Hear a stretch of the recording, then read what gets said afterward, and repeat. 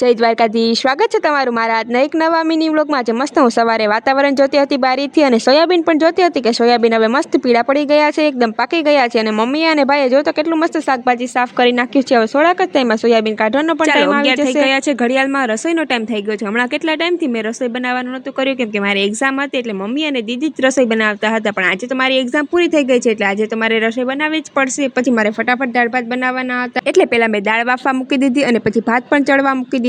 આ બંને થઈ જાય ત્યાં સુધીમાં મને તો ભૂખ લાગી ગઈ એટલે પહેલા તો મેં એપલનો નાસ્તો કરી લીધો અને પછી મસ્ત ચૂલા પર 12 રોટલા બનાવવાનું નક્કી કર્યું અને ફટાફટ રોટલા બનાવી લીધા। એટલી વારમાં આપણે દાળ પણ ચડી ગઈ હતી એટલે પછી મસ્ત એને વઘારવાનું કામ કરવાનું હતું એટલે પહેલા બધું જ શાકભાજી સુધારી નાખ્યું અને પછી મસ્ત દાળ વઘારવાનું કામ કર્યું, પણ એને થોડી વાર શાકભાજીને ચડવા દીધું અને પછી એમાં મસ્ત દાળ એડ કરી દીધી અને પછી બધા જ પ્રકારના મસાલા એડ કરીને મસ્ત દાળ બનીને તૈયાર થઈ ગઈ। પછી જમીને મેં તો થોડી વાર સુવાનું જ કામ કર્યું કેમ કે હમણાં તો હું કોલેજ જતી એટલે સુવાનો પણ ટાઈમ ન મળતો। 4 વાગે ઉઠી ગઈ અને આજે તો બહુ જ મસ્ત ઊંઘ થઈ ગઈ હતી, કેટલા દિવસથી સૂતી નહોતી એટલે સુવાની મજા પણ આવી ગઈ। અને બહાર નીકળીને જોયું તો આજે બહુ જ તડકો હતો, પણ દીદીએ તો જો કેટલા બધા કપડાં ધોઈ નાખ્યા છે। ઉઠીને મને તો ભૂખ લાગી ગઈ એટલે પછી મેં એપલનો નાસ્તો કરી લીધો અને મને એપલ બહુ જ ભાવે છે એટલે હું આખો દિવસ એપલ જ ખાધા રાખું છું। ચાલો હવે થોડી વાર મસ્ત બહાર આટો મારવા જઈએ કેમ કે હવે તડકો પણ ઓછો થઈ ગયો છે। હું બહાર આટો મારવા જાઉં એટલે આ ડોગી તો મારી સાથે જ આવે છે। ચાલો તમને વિડીયો કેવો લાગે નીચે જરૂરથી કમેન્ટ કરી દેજો, સબસ્ક્રાઇબ કરવાનું ના ભૂલતા। ચાલો હવે આપણે મળશું